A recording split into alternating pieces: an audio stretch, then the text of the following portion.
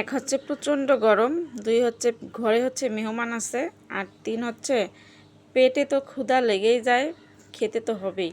Hello viewers, আসসালামু আলাইকুম। কেন এইগুলো কথা বললাম, আসলে যে গরম পড়েছে বাইরে, আসলে রান্না করে খাওয়ার মতো এনার্জি থাকে না। যদিও এনার্জি না থাকে, তারপরেও এনার্জি করে নিতে হয় মেয়েদেরকে। কারণ ঘরে যেহেতু স্বামী সন্তানরা আছে, ওদেরকে ওদের মুখে তো খাবার তুলে দিতেই হবে। বাইরে থেকে তো আর খাবার কিনে নিয়ে এসে সবসময় খাওয়া সম্ভব না। এই জন্য যতই গরম হোক ঠান্ডা হোক যাই কিছু হয়ে যাক না কেন, মেয়েদের রান্নাঘরে ঢুকে রান্না করতেই হবে। আচ্ছা, প্রথমে হচ্ছে আমি গরুর মাংস হাতে মাখিয়ে প্রেসারে সিটি দিয়ে নিয়ে তারপর হচ্ছে একটা কড়াইয়ের মধ্যে কষায় নিচ্ছিলাম।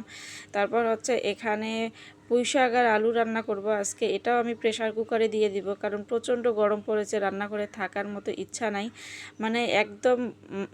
একদম ইচ্ছা করতেছে না যে রান্নাঘরে ঢুকে রান্না করি, কিন্তু তারপরও করার কিছু নাই, এভাবেই রান্না করতে হবে। এই কারণে খুব তাড়াতাড়ি রান্না সেরে নিচ্ছি। প্রেসার কুকারে শাক আর হচ্ছে আলুটা দিয়ে পাশের চুলায় ওখানে সিটি দিয়ে নিচ্ছি। তারপরে এখানে গরুর মাংসটা একটু ভালো করে কষিয়ে নিয়ে তারপরে আলু এটা আমি প্রেসারে সিটি দিয়ে নিয়েছি। নেওয়ার পরে এখানে দিয়ে ভালো করে হচ্ছে কষিয়ে নিচ্ছি দুইটা একসঙ্গে। তাছাড়া দেখা যায় আমি যদি এমনিতে করতে যাই অনেক সময় লেগে যাবে, আর গরুর মাংস তো সিদ্ধ হতে এমনিতেই অনেক সময় লাগে। এই কারণে হচ্ছে প্রেসার কুকারে দিলে খুব তাড়াতাড়ি সিদ্ধ হয়ে যায়, সময়ও কম লাগে।